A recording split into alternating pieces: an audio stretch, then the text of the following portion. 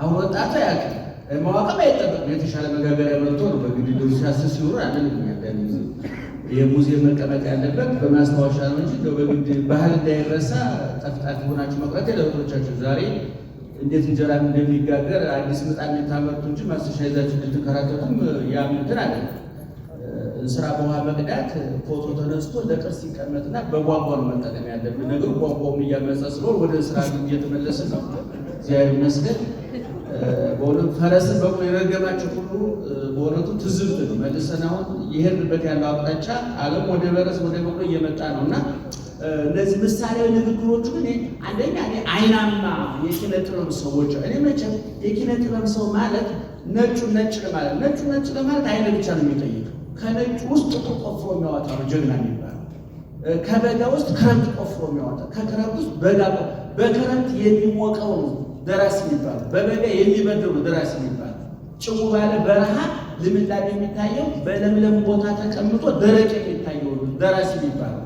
በለምለም ቦታ ሲበላ የሚያገሳው በላተኛ ብቻ ነው። ደራሲ ሲርበውም የሚያገሳል ወይም ደግሞ ለራባቸው አፍ የሚሆን ማለት ነው። እና እኔ አሁን ማስተሻን ፈልጎ ማግኘት በራሱ ቀላል ነገር አይደለም። እንግዲህ ማስተሻ እንደምታውቁት የምጣዱ በዛ ተወልዶ የምጣዱ መልክ እንደምታውቁት እንደዛ አምሮ እንጀራ ያስገኛል። እንግዲህ ለምሳሌ ይሄ ምሳሌያዊ ንግግር ነው አይደለም። ኢትዮጵያ ምጣድ ብታደርጓት አድዋ ላይ እንጀራ እንድትጋግር እኮ ማስተሻ የሆኑ ሰዎች አሉ። እና ራስ አሉላ አባ ነጋ እና ዘመን ሌሎቹ እና ብሳታ ሌሎቹ ማስተሻ ሆነው ጠቁረው ተንከራተው የወደቁ ሰዎች እና እነዛ ሰዎች በማስተሻ ይመስገኝ።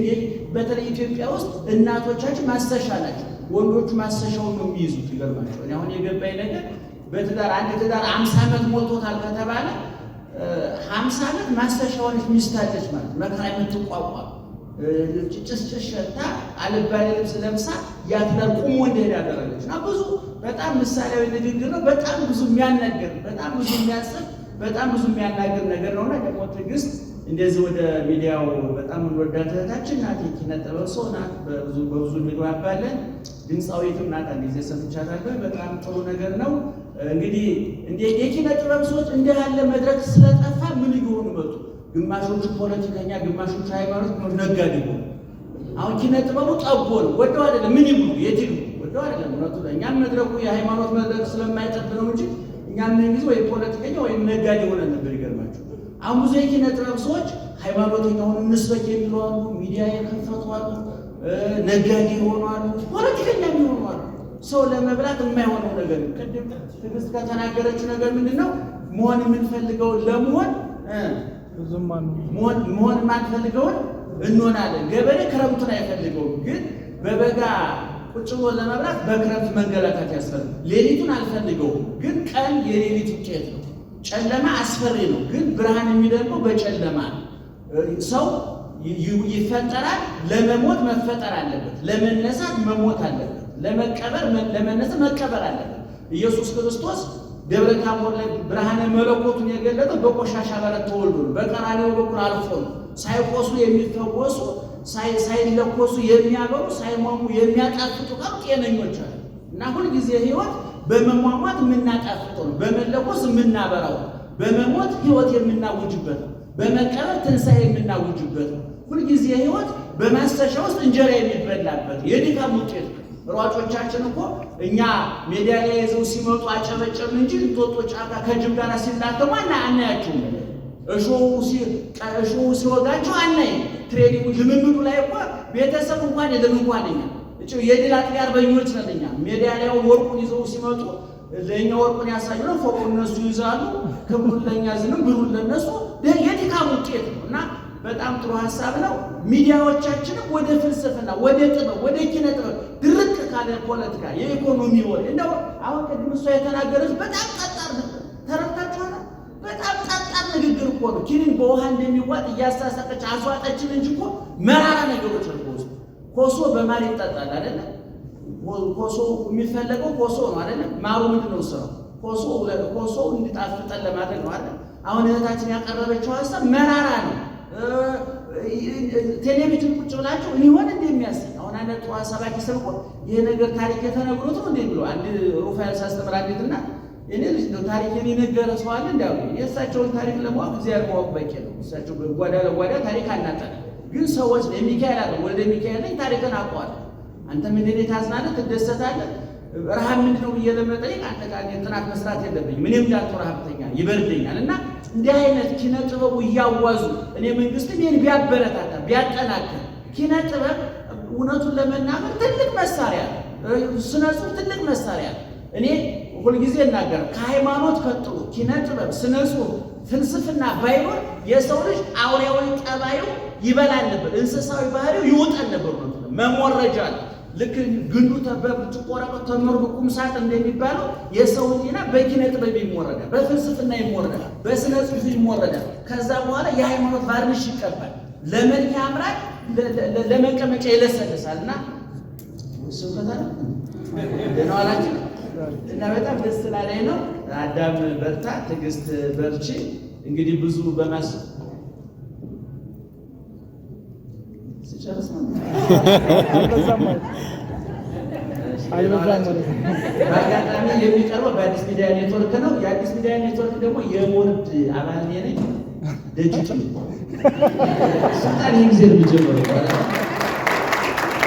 እዛ የቦርድ አባል ነኝና በጣም ጠንካራ ማኔጅመንት ነው ያለው፣ ጠንካራ ቦርድ ነው ያለው። እኔን አይታቸው እሱ ከሆነማ ምን ይረባሉ እንዳትሉ ለጥምሻ ቀብርቤ ነው እንጂ ማስተሽ ከላይ ያሉ ሌሎቹ በጣም ብዙ ምሁራን አሉ ውስጡ። አሁን በአዲስ መንገድ እየመጣ ያለ ሚዲያ ነው። እውነቱን ለመናገር ሚዲያ የህዝብን ስሜት የሚቆሰቁስ ህዝብን የሚያሳውቅ አሁን በነገራችን ላይ ይሄ ዘመናዊ ይሄ ሶሻል ሚዲያው በጣም ጎድቶናል ብቻ ብዬ ለማለት አልፈልግም። ጠቅሞናል፣ ግን እውነቱ ችኩል አደረገን፣ ስልቹ አደረገን። አሁን ብዙ ትልልቅ የስነ ጽሁፍ ሰዎች እማቃቸው ደራሲያን አሉ ረጅም መጽሐፍ የሚጽፉ 200፣ 300፣ 400፣ 500 ገጽ የሚያፈልቁ መጽሐፍ እንዲህ ይጽፋሉ ከሚባሉ ያመርታሉ ቢባሉ እና ለማየው ገላጋ አይነት ሰዎች አሉ። አሁን መጽሐፍ እየሰለቻቸው ወይ መጽሐፍ እያቆሙ ነው ወይም ደግሞ ጽሁፋቸው ከትራጀዲ ወደ ኮሜዲ እየመጣ እየላላሉ ማለት ነው። እየሰማችሁ ነው፣ እየቀጠለ ነው። ምክንያቱም የትውልዱ መገለጫ ሁለት ነገሮች ነው። ቲክቶክ እና ፋስት ፉድ የዚህ ትውልድ መገለጫ ናቸው። ምንም ሌላ ምሳሌ ያስፈልግ። ይሄ ትውልድ ምን አይነት ነው? ቲክቶክ ፋስት ፉድ ደም ትውልድ መድከም የማይፈልግ አሁን ይሄ ትውልድ እንደው አንቺውን ወደፊት ዶሮ ትሰራለች 6 ሰዓት ታግሰሽ 8 ሰዓት ታግሶ ይሰራል። አሰው ነው ለምን ያንን መድከም የለብንም። በመሰረቱ ያመጋገብ መቀየስ አለበት። ግን ትውልዱ ረጅም ሰዓት ወጣን ተክትቆ መብላት ስለሚሰለቸው እየቀባ እውቀቱም ቅብ ነው፣ ምግቡም ቅብ ነው። እውቀቱ ከላይ የሚቀበው ይገርማል። አሁን የጠለቀ አሁን ድንጋይ የሆነ ቀለም የምትቀቡት ይይዛል። ቀለሙን ብታጥቡት ድንጋዩ ነው የሚወጣው። አሁን ቀለምቅም የሆነ እውቀት አለ ያሰረጸ ከእውቀት የተፈናቀለ ከጥበብ የትውልዱ ታዲያ ፈጣን ትውልድ በቃ ቲክቶክ ላይ ልክ እሱ ቲክቶኩን ሲያበረው ህይወቱን እየበረሙ ነው አይገባው። ጭንቅላቱ ጎርፍ እየወሰዱ መብረቅ እየመጣው ነው ጭንቅላቱ። እና እንዲህ አይነት ፕሮግራሞች ግን እያሳሳቁ ውሃ በኪንን እንደሚዋጥ ኮሶ በማር እንደሚዋጥ ብዙ ቁም ነገሮች ማስተላለፍ ይቻላል። ብዙ የስነ ጽሁፍ ምሽቶች ነበሩ ባለፉት ዘመናት። በራሳቸውም ድክመት በተመልካችም የተጣመመ አስተያየት ቁሟል። አብዛኞቹ ግን ጠቃሚዎች ነበሩ። እውነቱን ለመናገር ጠቃሚ ሀሳብ መተንፈሻ ናቸው። ሲተነፍስ የሚሞት ጎማ ብቻ ነው። መተንፈስ ለጎማ መጥፎ ነው፣ ለሰው ደግሞ ህይወት ነው። ተነፋስ ጎማ ሲተነፍስ ከጥቅም ውጭ ይሆናል። ሰው ሲተነፍስ ደግሞ ጤነኛ ይሆናል። የመተንፈሻ መድረኮች ደግሞ እነዚህ ናቸው። አሁን ወደ መሬት ተነፍሳለን ለእናንተ ይብላኝላችሁ እንጂ እነዚህ የኪነ ጥበብ መድረኮች ባይዳፉ መንግስትን ቢያግዛቸው ማረም ያለባቸው ቢያርሙ እንደ ፖለቲካ ባይጠናወታል ንጹህ ኪነ ጥበብ፣ ንጹህ ስነ ጽሁፍ፣ ንጹህ ግጥም፣ ንጹህ ብዙ ነገር የሚተላለፍበት ቢሆንና 100% ከፖለቲካ ይጸዳል ወይ? በፍጹም ሊጸዳ አይችልም። ግን ቢያንስ መልከኛ ፖለቲካ ቢኖረው በጣም ጥሩ ነው ብዬ አስባለሁና ይሄ ፕሮግራም በመጀመሩ ደስ ብሎኛል። እንግዲህ እዚህ መድረክ ላይ እየመጣችሁ ማስተሻወታችሁን ያሳለፋችሁትን ህይወት ብዙ እዚህ ሀገር መቼም ከማስተሻ የተለየ ህይወት ያለው ብዬ አላስብም። አብዛኛው በድህነት የመጣን ብቻ ሰው ለራሱ በድህነት የምንኖር ነን እንጂ አሁን እሱ አይደለም መቾታ አይደለም። ምናልባት አንዳንድ ሰው ምሳና ቁስራት ስለበላ ሰው ይርበዋል ሊል ይችላል። ጅላጅላል አንዳንድ ሰው እሱ መኪና ስለነዳ እግረኛ የሌለ የሚመስል ወይም ደግሞ የእሱ መኪና ውበት የሚጨምረው እግረኛው ስለበዛ የሚመስል አንዳንድ ሰው እኮ የእሱን ትርፍ በእነንትና ኪሳራ ቢለካ የእሱን ጤንነት በእነንትና በሽታ የሚመዝን የእሱን ጥቅም በእነንትና ጉዳት የሚለካ ጅል ፍጥረት አለ። እንደዚህ አይነት ትውልድ እንዳይፈጠር አንደኛ ሃይማኖታችን፣ ሁለተኛ ኪነ ጥበቡ፣ ሶስተኛ ሚዲያዎቻችን፣ አራተኛ ይሄ ኪነ ጥበቡ ሲባል ይሄ ፊልሙ፣ ድራማው፣ ቲያትሩ የሚያስተላልፈው መልዕክት እንደማስተሻ ፈልጋችሁ ማውጣት። እንግዲህ እነ ተፈራ ወርቁ ጎበዞች ናቸው። እንደው በእውነቱ ኢትዮጵያ በኪነ ጥበብ ተበዳሪ ሀገር አለች። ገና ያልተነካ በገጠር ከሱሉልታ ጀምሮ መላው ኦሮሚያ፣ መላው አማራ፣ መላው ትግራይ ብትዞሩ በእውነቱ ገና ያልተነካ እንደ ነዳጃችን እንደ ወርቃችን ብዙ የተቀበረ ብዙ ፊልም ሊወጣ የሚችል ባህል አለ። እንግዲህ ድንግሊቱ ሀገር ድሮ ዘፈን ነበር፣ አሁን ቀርቷል። እሱ መሀይምነታችን ያጋለጠው። መቼም አንድ ሰው አግብቶ ሚስቱ ከ2 ዓመት በኋላ አሁንም ድንግል ነኝ ካለች ባልዩ ጤነኛ አይደለም ማለት ነው። እንግዲህ ኢትዮጵያ አሁንም ድንግል ናት ካል አላረስናት ደንቆሮ ነን እያሉ ስለሆነ ድንግሊቱ ሀገሬ ብለን የዘፈንበትን ዘመን ንስሐ መግባት እና ይሁን